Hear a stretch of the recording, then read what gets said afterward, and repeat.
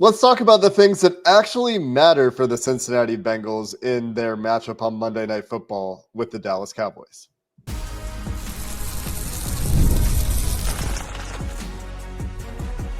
You are Locked On Bengals, your daily Cincinnati Bengals podcast.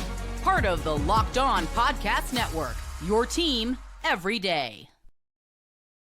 What up, Bengals fans, and welcome to another episode of the Locked On Bengals podcast. I'm Jake Liscow, along with James Rapien. We are the Locked On Bengals podcast on the Locked On Podcast Network, covering your team every day. We're on YouTube. We're everywhere you get your podcast. So whether you're one of those out there that's an everydayer already who makes Locked On Bengals their first listen, shout out to all of you, by the way, or you're checking out your first Locked On Bengals show, you can subscribe wherever you get your podcast to stay up to date on all things Cincinnati Bengals. And today, we're going to get into the things that actually matter in this Monday Night Football game and really the rest of the season. This is going to be what we're talking about and the way we're thinking about things and thinking about, sure, the football games and how the team performs and how they respond down the stretch. But we spent some time in our most recent episode talking about Joe Burrow's motivations and what his expectations are for the rest of this Bengals team. And that kind of sets the stage for my mindset, James, at least,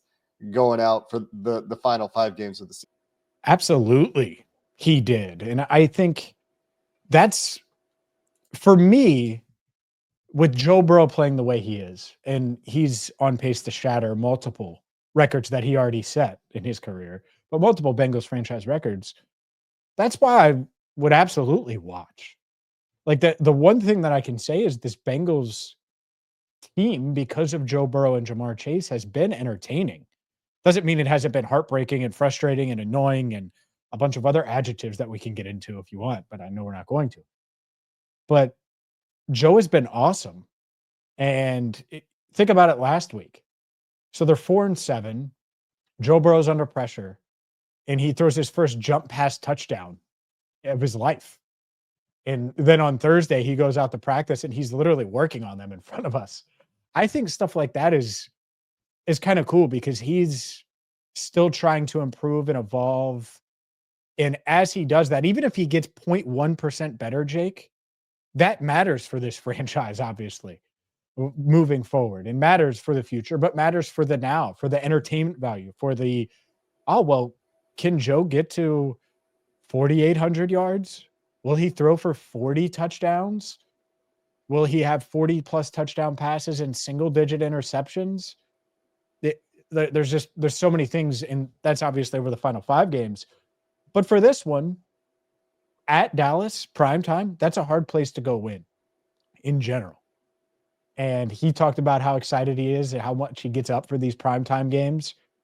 I would like nothing more than to see him play at a really, really high level on Monday night because it's fun, it's entertaining, and I think people enjoy watching Joe Burrow even in a year where there hasn't been much around him outside of Jamar Chase that's been fun to watch.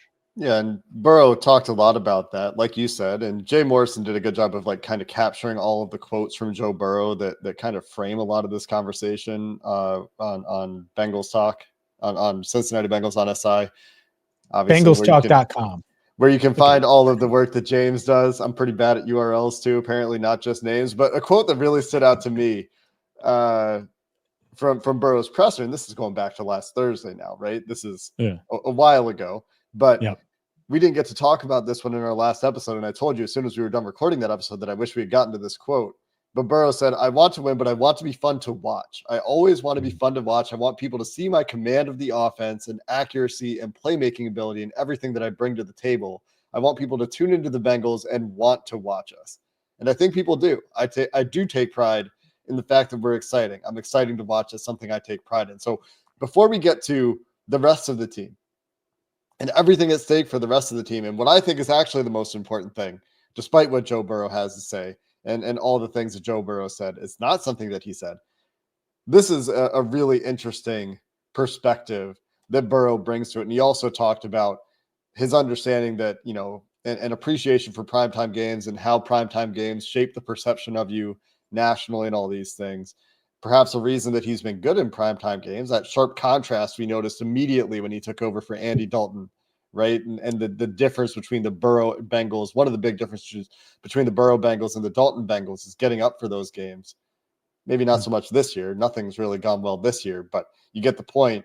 It really speaks to his mentality and that he really lives, as you pointed out, that getting better every day, taking it a day at a time, a game at a time, whatever it is, always going out there trying to get better and putting that to practice with the jump throw thing, that practice that you mentioned as well. I find that all to be a fascinating look at Burrow's psyche and his perspective, and also the way that he's trying to lead the team, because the team should be acutely aware of what Joe is saying here.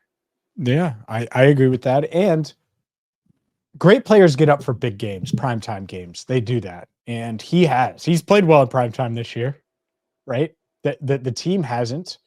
A big difference between Andy and Joe is Andy always had a defense for those winning teams, for sure. Right?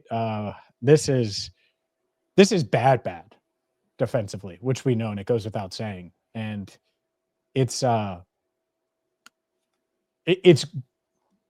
me exactly what the mentally tough players do. And I think a lot of these guys in the locker room have done that. I noticed last week. I say last week now, obviously we're talking about a few days ago, but the realization of 4-8, talking to veterans, and it's like, all right, well, yeah, we're 4-8. We're probably not going to the playoffs, but this is why I'm going to play hard and be dialed in. And obviously some guys, it's contracts. For Joe. It's not a contract, but it's everything else. For Jamar, certainly the Triple Crown is on his mind, but they're also competitive as hell. I've watched Joe Burrow get really frustrated at ping pong a couple years ago. He hasn't played this year in front of us. Like, they want to win with anything. And so I do think that they're still bought in that way, even if the motivations have changed, which I'm okay with. I'm okay with the motivations changing, as long as you go out there and you're trying to play at a high level. And Joe's certainly doing that. Jamar's certainly going to do that. And the expectations are the rest of the guys do as well. Yeah, and that's going to be a big part of one of those things that matter that we're going to talk about in this game. But something that I think is for me, is clearly the most important thing for the Cincinnati Bengals the rest of the season is not something that Joe Burrow talked about. I'll open with that. Well, we'll talk about that anyway. Wow, you got me with the tease. Jake got me. In just a minute here, as we continue the conversation about what matters for the rest of the season, starting on Monday Night Football for the Cincinnati Bengals. Today's show is brought to you by Hillsdale College. History, economics, the great works of literature, the meaning of the U.S. Constitution. Did you study these things in school? Probably not. And even if you did, it's probably time for a refresher. Time and technology have changed a lot of things, but they have not changed basic fundamental truths about the world and our place in it. Our sponsor, Hillsdale College, is offering more than 40 free online courses, including Constitution 101, The Great American Story, The Rise and Fall of the Roman Republic, and so much more. All of Hillsdale's courses are self-paced, so you can start whenever, tune in wherever. Plus, you can go deeper with readings, quizzes, discussions, or just enjoy the lectures. Go right now to hillsdale.edu/lockedon to enroll. There's no cost, and it's easy to get started. Again, that's hillsdale.edu/lockedon, hillsdale.edu/lockedon. Today's episode is sponsored by Prize Picks. If you love watching the game, you're going to love Prize Picks, the easiest and most exciting way to play daily fantasy. Whether it's football, whether it's Monday Night Football, whether it's basketball because you're sick of the Bengals season, or any of your favorite sports, Prize Picks makes your holidays bigger and brighter. And here's why you need to check it out. You can win up to 200 times your money on Prize Picks. And in this holiday season, they're giving away $30 million in rewards during Picksmas and offering 2 free picks in December. And when your picks hit, Prize Picks makes it easy to cash out. You can get your money in as fast as 15 minutes. This week, maybe you'd like Chase Brown to score a touchdown. Well, you can go with the more than 1.5 combined rushing yards and touchdowns. It's quick, it's simple, and it's so much fun to challenge yourself with all of the different options at Prize Picks. Download the app today. Use code LOCKEDONNFL. You'll get $50 instantly when you play your first $5 lineup. That's $50 instantly when you play just $5. Prize Picks. Run your game. All right, Jake, you got me with the tease. I'm sitting on the edge of my, hold on, now I'm definitely on the edge of my seat. Hit me. What is the number one thing you're looking for? I mean, this is probably pretty obvious, and you're all excited about it. I feel like I'm going to let you down now, but like Joe Burrow isn't talking about protecting himself. He's not talking about staying healthy. He's not talking about pass protection and reducing the number of hits that he takes or anything like that. I don't think he's thinking about that. He's thinking about going out there and playmaking. I'm thinking about the most important thing by far is Burrow finishing this season and keeping him as healthy as possible, minimizing hits as much as possible. That's what I'm thinking about, James. Yeah. So one, it's not exciting. You're right. Also, it is absolutely the number one thing. And it's scary when you look at it and you think of Micah Parsons on Monday night. You think of the pass rushers, Jeffrey Simmons 6 days later, Myles Garrett after that, weird Broncos pass rush that's gotten pretty darn good. And then obviously TJ Watt. Like, think about that. That's tough. That's a tough ask. And so, yeah, Joe, can you hit the Y button to jump or the triangle button to jump a half second earlier so you're not taking those hits? What and just he's on the ground a lot. And this is another time or another reason to put this out there. And it's really frustrating. And I've done it a lot. TJ Watt was the latest culprit. If anyone touches Joe borderline late, can someone get mad about it? Can anyone? Can anyone get mad? Anyone defend him? Can you stop worrying about the flag? The flag doesn't matter. You guys are done. So to go along with what you are saying, Jake, and I do think this matters when you set a tone. Like if upcoming opponents realize that it's going to start a confrontation by pushing the envelope with Joe, they might not be as prone to doing it. No one thinks that. Everyone thinks it's open season on Joe. And this offensive line, heck, someone needs to make sure that that's not accepted and realize that that's not acceptable. So that's part of the challenge, right? It fits into what Joe is talking about when he's saying that he doesn't know who the cornerstone pieces are for the future for the Cincinnati Bengals, and they need to find out over the next 5 games. Like, it fits into that, right? Those guys have a chance on the offensive line to show that they should be part of the future. And largely, as we discussed in our most recent episode, James, that was on Thursday, Friday, whenever you listen to it, we know who a lot of these guys are. There are a lot of veterans out there. Alex Kappa probably is what he is at this point. There's a pretty clear trajectory for him this year and late last year. Goes back to training camp. There's a pretty clear idea of what Cordell Volson is at this point. We probably know who Cody Ford is at tackle, which is where he'll be back most likely against the Cowboys. So there's some guys that we know about, but do you want to be part of this team in some capacity going forward for some of these guys that might be under contract next year or fighting for a roster spot next year, where we could expect to see potentially major overhaul of certain personnel groups? And this isn't just the offensive line. We talked about this largely on the defensive side of the ball, right? But on the offense, Jermaine Burton, big one. Charlie Jones, does he get an opportunity down the stretch? Khalil Herbert, right? Does he carve out more of a role to show that he should be part of this team going forward? Those guys on offense and most of the players on defense, it fits together with this idea that you're talking about, James, of can somebody stand up for Joe Burrow? It goes into that, right? Like minimizing the hits, yes, but also being a good teammate. And maybe that's the way they're trying to be a good teammate. But I agree with you that standing up for Joe when he takes some of these hits is something that is too much of a pattern that we've seen lacking this year. Yeah, that should be like football, family, you say, but like if you're Zach, the reason you're still the Bengals head coach is because Joe Burrow was really, really, really, really, really good coming off of that ACL in 21. That's it. That's why. Everyone knows it, right? It is because, the Bengals want to give you a second year with Joe, and it worked. And it turned things around. How about you get a penalty? I don't care. Like at some point, and I know one lineman who will start this week. At least Jesse asked him about that. Because what annoyed me was like the second play of the Steelers game, 2 guys bumped Joe, And they just bumped him. And it shouldn't have been a penalty, but they bumped him just to let him know, hey, I'm here. It was TJ Watt, and I forget the other guy. And it might have been Keanu Benton, but I'd have to go look.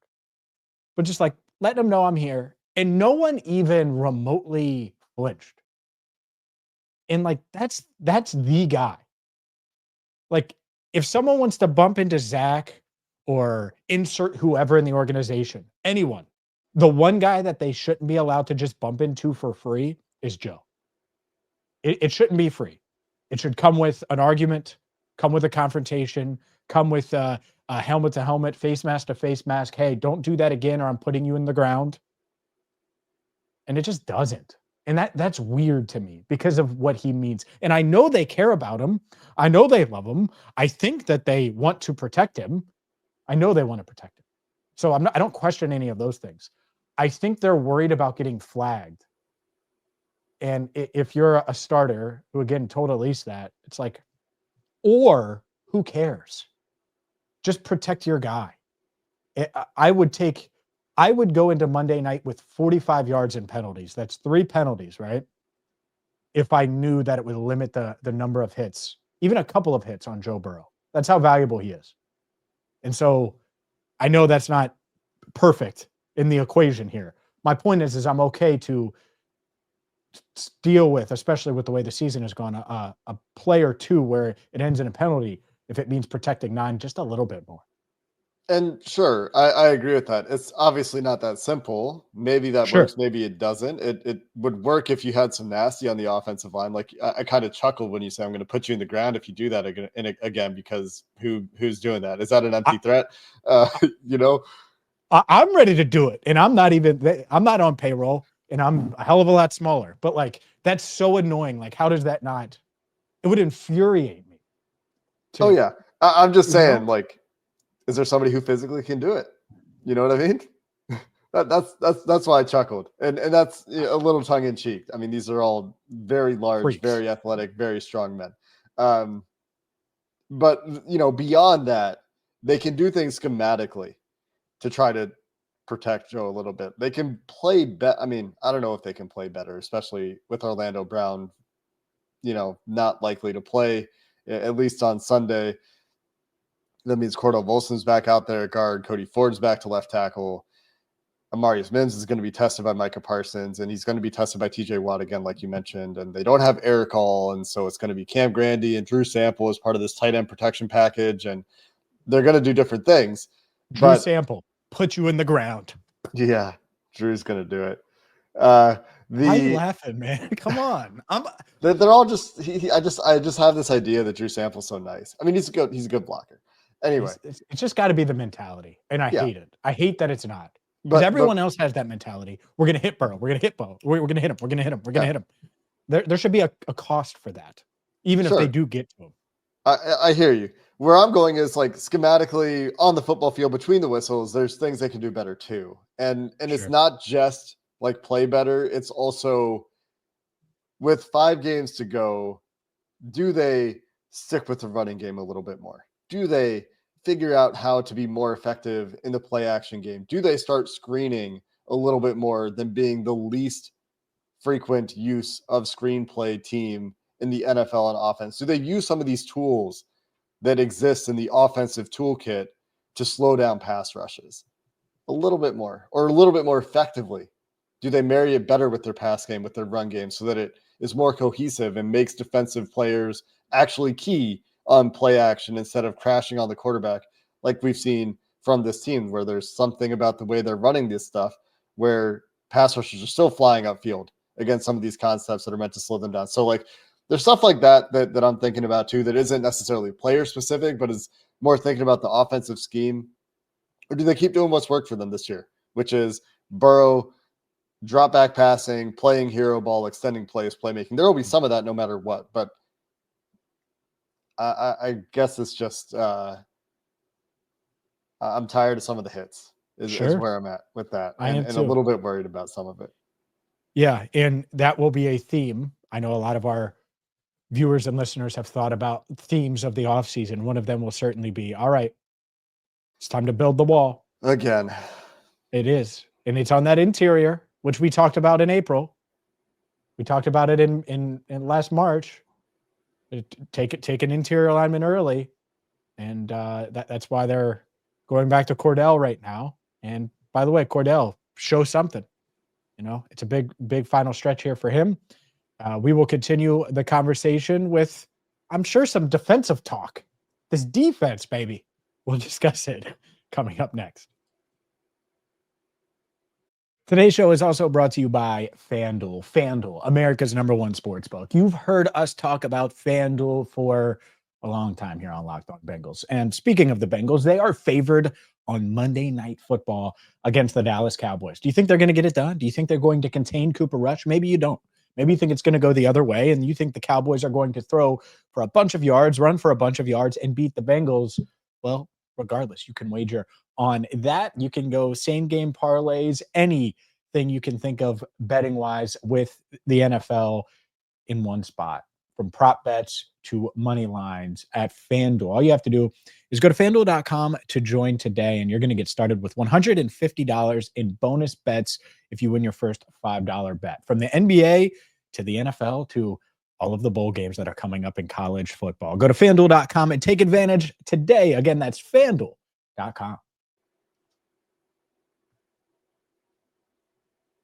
As we transition to talk about this defensive side of the ball, James, you know what gets me when I have to interject and say again about the offensive line? Remember in the offseason, I said we've talked ourselves into this offensive line several off seasons in a row.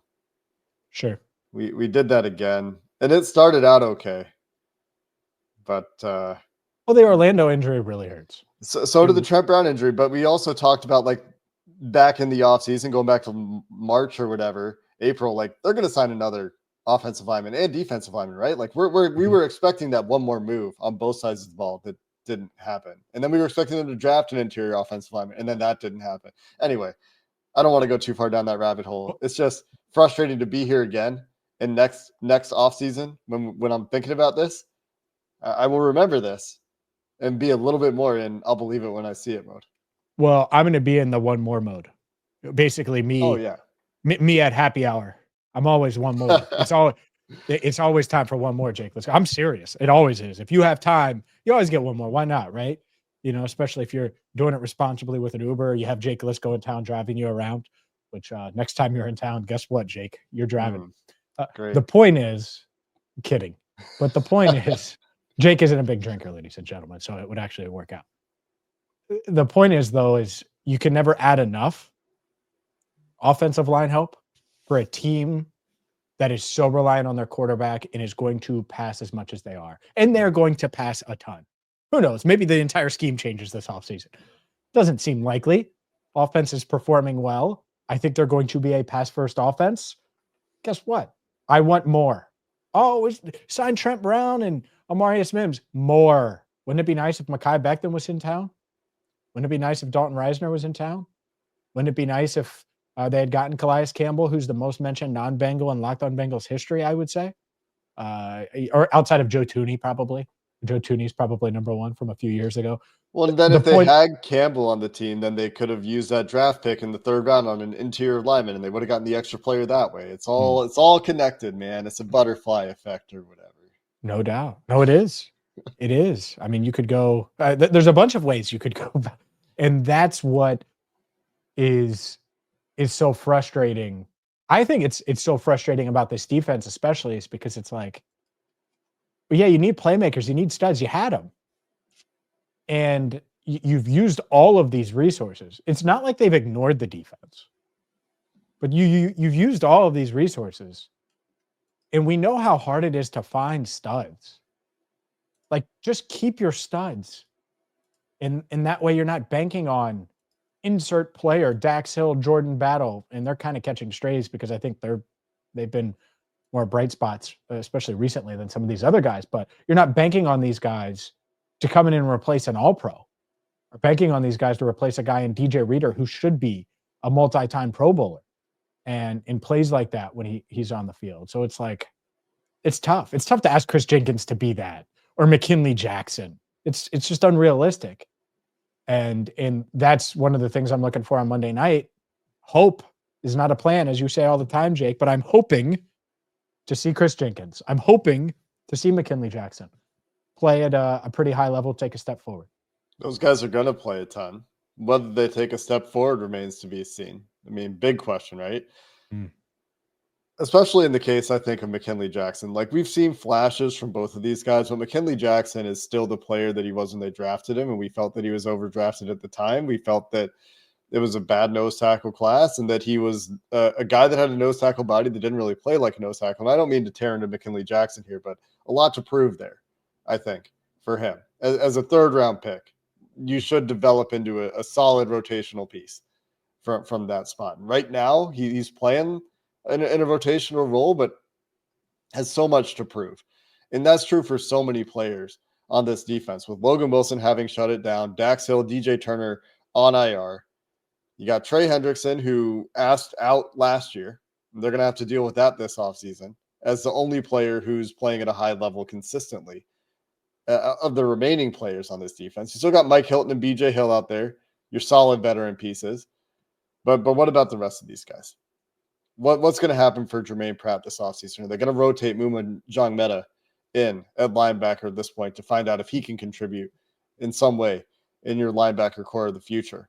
Is Akeem Davis-Gaither going to answer and bounce back after a rough week in his first full-time game to show that he can be, to anyone in the NFL, a solid linebacker piece, even if it's not in Cincinnati? And obviously there's a ton of prove-it potential or requirement, or however you want to frame it, on Cam Taylor-Britt, on Fig Newton, on Josh Newton, the corners, the safeties. Like, every level of this defense has guys that are trying to prove that they should be part of the conversation for next year's team, that they should be in that battle for rotational time or starting jobs next year. Because right now, outside of like Trey, BJ Hill, if those guys are part of the team, there's a bunch of guys on this defense that should not be entrenched.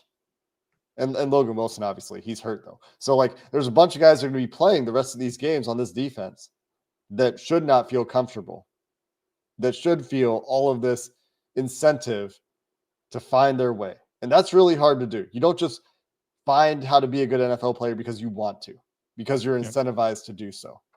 But it's still a big opportunity over those 5 games to show that they should be part of this team going forward. Everyone on defense is coaching for their job or That's playing a great for point their too. job. Yeah, obviously the coaching staff, huge. Yeah. Like all of them. I literally every single, because if you're Miles Murphy, right? We talked about Emmanuel Forbes last week, right? Part of why Emmanuel Forbes is on his second team, not even 2 years into his NFL career, is because the regime changed. If the defensive staff changes and you're Miles Murphy, you're Cam Taylor-Britt, you're McKinley Jackson, you're Chris Jenkins, you're insert any player on defense on a rookie deal. Well, guess what? This coaching staff didn't draft these guys didn't draft you, and so you're instantly got to show that you belong, that you're part of the future, that you are crucial. So one, the coaches absolutely have to show something. If they don't, if it just continues to go like this, the entire defensive staff is probably gone. I would be surprised if, and maybe there's a guy or two, that hangs around, a coach or two, but like Lou, most of these position coaches, you can't run it back if they stink for the final 5 weeks. And so they're coaching for everything. I would be burning, and I'm sure they are, the midnight oil is putting it lightly. But if you're Cam Taylor-Britt, the last thing you want to do is get lost in the NFL. And you know how you get lost? Put out some bad film over the next few weeks. Defense stinks, Lou gets fired, and you are just out there, man. Doesn't mean you won't be on the roster next year, but you might be CB5. I'm not saying it's likely, but that's the scenario where these guys, every single one of them, whether you're in a contract year, Mike Hilton, BJ Hill, you're a guy like Trey Hendrickson who's going to ask for big money this offseason, going to want big money this offseason. To anyone in between, everyone has something to prove on the defensive side of the ball. And really, most guys in the locker room have a lot to prove. And so they should come out motivated still. They really should. I'm thinking about it like everything they have to prove, and it's getting me fired. Like, I'm like, all right, let's go out there. Let's see what. So, yeah, they better be ready. And like I said, motivation is not enough in the NFL. Well, that's why it takes so much more than that. And this week, with Cooper Rush, your quarterback, with Zach Martin hitting IR, with the third string left tackle likely to play for the Cowboys, this is a banged up Cowboys team that is also down and out. They've won 2 weeks in a row. They just beat Washington 34-26 on the road. They just put up 27 against the New York Giants. Mm-hmm. So it's not like they're doing nothing. In the games before that, they scored 6 and 10 points against Philly and Houston. But like, don't be that team that continues to get bullied. And with the opportunity to face some worse offenses than you've seen lately, let's start this week to show that you're an NFL defense, that you're not something that I don't even want to watch when you're on the field because it's just embarrassing. Like, let's take that step this week. You know what I'm saying? Sure, I do. And I think that's where the staff has to find the right cocktail for these players. And these players have every reason to go out there and not just try, but I mean mentally be dialed into whatever the game plan is. From Joseph Osai to Trey Hendrickson, up and down the defense, everyone has something to prove. Jermaine Pratt, everybody. Mm-hmm. And so we'll see if they are not only motivated, but are dialed in and can stop an offense for the Cowboys that is not this awesome offense. You shouldn't give up 30 on Monday night. You just shouldn't. Is there confidence that they can do that and contain this Cowboys offense? I don't think you're confident that they could contain the Moeller High School quarterback right now. So let alone an NFL quarterback with the Cowboys. So we will, of course, be back to discuss everything that happens, whether you're watching the Simpsons broadcast or the normal broadcast on Monday Night Football. Until then, we appreciate you listening to this episode of the Locked On Bengals podcast. Hoo day, and have a good one.